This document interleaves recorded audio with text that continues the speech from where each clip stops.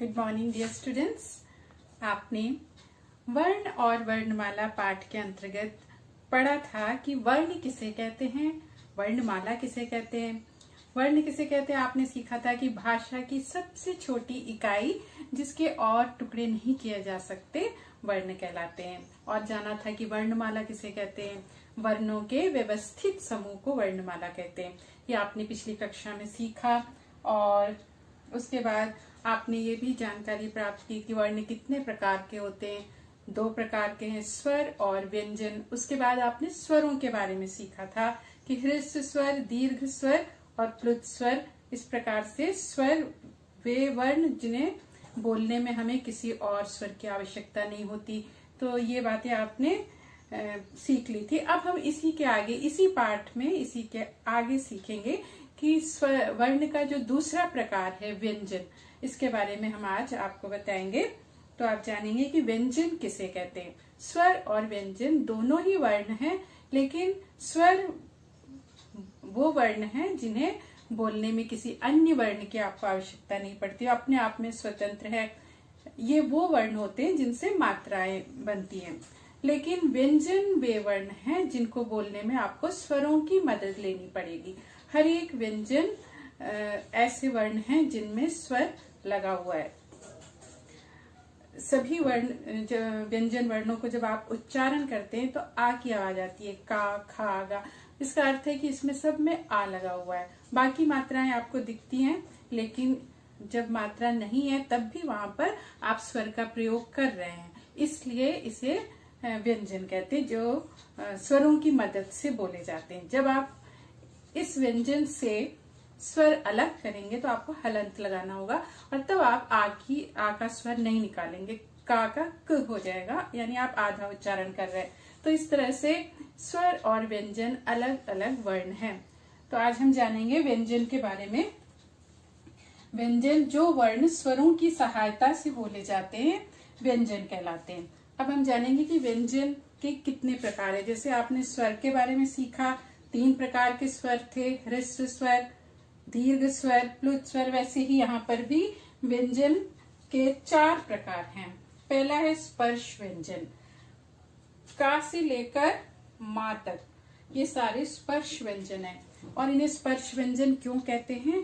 क्योंकि इनको प्रयोग करते समय आप अपनी जो कंठ है उसमें से वायु जो अलग अलग जगह को स्पर्श करती है। आपकी जो जीभ है वो भी मुख में अलग अलग स्थानों पर स्पर्श कर रही है, जिसके कारण इसे स्पर्श व्यंजन कहते हैं। पहला है का वर्ग। का वर्ग में का, खा, गा, घा, गा, यहाँ तक जो है ये कंठ का हम प्रयोग कर रहे हैं यहाँ पर। उसके बाद चा वर्ग, चा, छा, जा, झा, न्या, यहाँ पर हम तालु का स्पर्श कर रहे हैं। टा, ठा, डा, ढाना, यहाँ पर जो जीभ है वो तालु के अग्र भाग को स्पर्श कर रही है। और ता, था, दा, धाना में हम दांतों का प्रयोग कर रहे हैं। जीभ जो है दांतों को स्पर्श करती है। पा, फा, भा, भा, मा में हम होठों का प्रयोग करते हैं। तो इस प्रकार से इसलिए इन्हें स्पर्श व्यंजन कहते हैं। ड़ा और ढा ये 2 अतिरिक्त वर्णों में गिने जाते हैं। इन्हें स्पर्श व्यंजन में हम काउंट नहीं करते, लेकिन फिर भी ये स्पर्श व्यंजन के साथ ही लिखे जाते और इन्हें अतिरिक्त वर्ण व्यंजन के रूप में जाना जाता है। तो ये कुल मिलाकर 27 हो गए, 27 स्पर्श व्यंजन में आ जाते हैं। उसके बाद अंतस्थ व्यंजन, या, रा, ला, वा अंतस्थ व्यंजन है। अंतस्थ का मतलब है मध्य का, बीच का, यानी ये वो वर्ण है जो कुछ स्वर जैसे लगते और कुछ व्यंजन जैसे इनका उच्चारण है, इसलिए इन्हें हम अंतस्थ व्यंजन के रूप में जानते, या, रा, ला, वा। उसके बाद ऊष्म व्यंजन। ऊष्म का मतलब है गर्म, तो शा, शा, सा, हा ऊष्म व्यंजन के रूप में जाने जाते हैं। और क्योंकि इनको बोलते समय मुख से जो है वो गर्म हवा बाहर आती है, ऊष्म व्यंजन इसीलिए कहलाते शा, शा, सा, हा। तो ये ऊष्म व्यंजन है। ये भी 4 है, अंतस्थ व्यंजन भी 4 हैं। उसके बाद संयुक्त व्यंजन। संयुक्त का अर्थ है जुड़ा हुआ। तो इसमें जब 2 व्यंजन जुड़कर एक नया व्यंजन का निर्माण करते हैं तो संयुक्त व्यंजन कहलाता है। क्ष का और क्ष से मिलकर बना है। का व्यंजन, शा व्यंजन और आ, का प्लस अ, क प्लस शा प्लस आ, शा को बनाता है। त्र, त और रा से मिलकर बना है। ज्ञा, जा और या से मिलकर बना है। श्रा, शा और रा से मिलकर बना। दो व्यंजनों से मिलकर जो नया व्यंजन बनता है संयुक्त व्यंजन कहलाता है। ये भी 4 है। तो इस प्रकार से 27, 4, 4, 4, 39 व्यंजन पाए जाते हैं। स्वर 11 है और व्यंजन 39, 39 व्यंजन। उसके बाद अयोग वाह में हम पढ़ेंगे कि 2 ऐसे वर्ण हैं जो अयोग वाह कहलाते हैं, अंग और अह। ये ना स्वर है ना व्यंजन है, और ये सिर्फ हम इनको इस तरह से प्रयोग करते, अंग से अनुस्वार बनता है। ये जो बिंदु है वो अनुस्वार कहलाता है। कंठ, जंगल, बंदर, इसमें हमने ये बिंदु का प्रयोग किया है जिसे हम अनुस्वार के रूप में जानते हैं। उसके बाद अनुनासिक, नासिक मतलब नाक। हम जब इन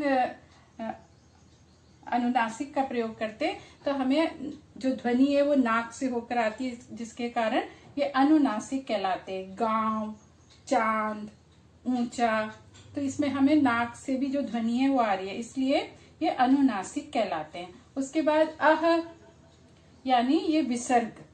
अह में जो आप ये देख रहे हैं बिंदु, ये विसर्ग कहलाते हैं और इन्हें विसर्ग के रूप में हम जानते हैं। अतः, हा की आवाज आती है विसर्ग में। अतः, प्रातः, इस प्रकार से ये 2 ऐसे व्यंजन हैं, ऐसे वर्ण हैं जो ना स्वर है ना व्यंजन है। तो इस प्रकार हमने आज सीखा कि व्यंजन किसे कहते हैं। वे वर्ण जिसको बोलने में आपको स्वरों की मदद लेनी पड़ती है। और व्यंजन कितने प्रकार के, स्पर्श व्यंजन, अंतस्थ व्यंजन, ऊष्म व्यंजन और संयुक्त व्यंजन। और इनके बारे में भी आपने जानकारी प्राप्त की कि ये कौन कौन से व्यंजन हैं जो अंतस्थ, ऊष्म कहलाते हैं। तो इस तरह से आपको ये सारे वर्णों के बारे में जानकारी प्राप्त करनी है और इसके बाद आप इसे अपनी उत्तर पुस्तिका में लिखेंगे। इसके आगे आप पढ़ेंगे द्वित्व व्यंजन किसे कहते हैं और वर्ण विच्छेद के बारे में। ये आप अगला जो आपको दिया जाएगा स्टडी मटेरियल, उसमें आपको मिल जाएगा।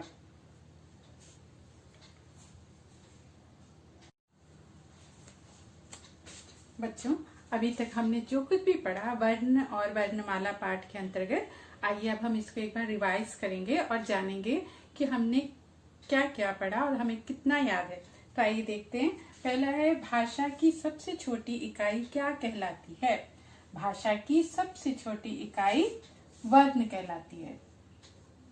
उत्तर में हम लिखेंगे, यहाँ पे हम एक शब्द में उत्तर देंगे और जानेंगे कि हमने क्या क्या इस पाठ के अंतर्गत पढ़ा है। दूसरा है, वर्ण कितने प्रकार के हैं। वर्ण 2 प्रकार के हैं, स्वर और व्यंजन, 2 प्रकार के। उत्तर में हम लिखेंगे 2 प्रकार, स्वर और व्यंजन। तीसरा प्रश्न है, स्वर कितने होते हैं। सारे मिलाकर कितने स्वर हैं। 11 स्वर हैं। तो उत्तर में हमें लिखना है 11,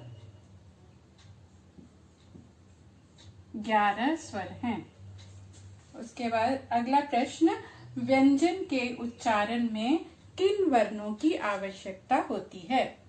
कौन से वर्ण हम लेते हैं व्यंजनों को बोलने के लिए, हम स्वरों की मदद लेते हैं। तो हम उत्तर में लिखेंगे, व्यंजन के उच्चारण में हमें स्वरों की आवश्यकता होती है। तो हम उत्तर में लिखेंगे स्वर, स्वर की आवश्यकता होती है। उसके बाद का से लेकर माँ तक जो व्यंजन है वो क्या कहलाते हैं। का से लेकर माँ तक के व्यंजन स्पर्श व्यंजन कहलाते हैं। उत्तर में आप लिखेंगे, एक शब्द में आपको उत्तर देना है और आप लिखेंगे स्पर्श व्यंजन। का से लेकर माँ तक के व्यंजन स्पर्श व्यंजन कहलाते हैं। उसके बाद या, रा, ला, वा कौन से व्यंजन हैं। उत्तर में आप लिखेंगे या, रा, ला, वा अंतस्थ व्यंजन हैं। इसका उत्तर होगा अंतस्थ, अंतस्थ। सा, शा, साहा कौन से व्यंजन है।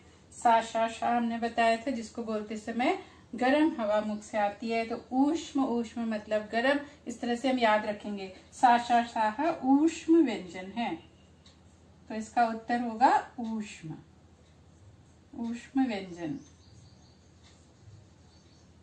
क्ष, त्र, ज्ञ, श्रा कौन से व्यंजन है? ये चारों वर्ण दो व्यंजन के मिलने से बने, संयुक्त होने से मिले। तो हम याद रखेंगे ये जो व्यंजन है चारों, क्ष, त्र, ज्ञ और श्रा, ये दो व्यंजन से मिलकर बने, इन्हें हम लिखेंगे संयुक्त व्यंजन, संयुक्त व्यंजन कहलाते हैं। तो उत्तर होगा संयुक्त व्यंजन। उसके बाद अंग और अह क्या कहलाते हैं? दो वर्ण हमने बताए थे जो न स्वर है न व्यंजन है, और ये कहलाते हैं अयोग वाह।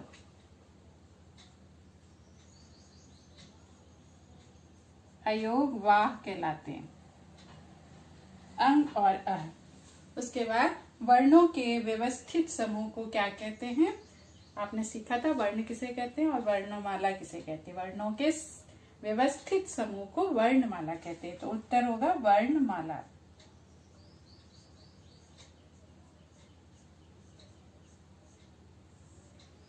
तो इस तरह से आप रिवीजन करेंगे और देखेंगे, एक शब्द में उत्तर देकर देखेंगे कि आपको सारे प्रश्नों के उत्तर आते हैं कि नहीं। इस तरह से आप रिवाइज भी करते रहेंगे साथ में, और आगे जो भी आपको दिया जाएगा उसको भी आपको अपनी उत्तर पुस्तिका में भी लिखना है, और उस जो अभ्यास कार्य होंगे उसे हम आपको सोफोस के द्वारा और ग्रुप में भी डालेंगे, तो आप अपने नोटबुक में लिखते रहिएगा।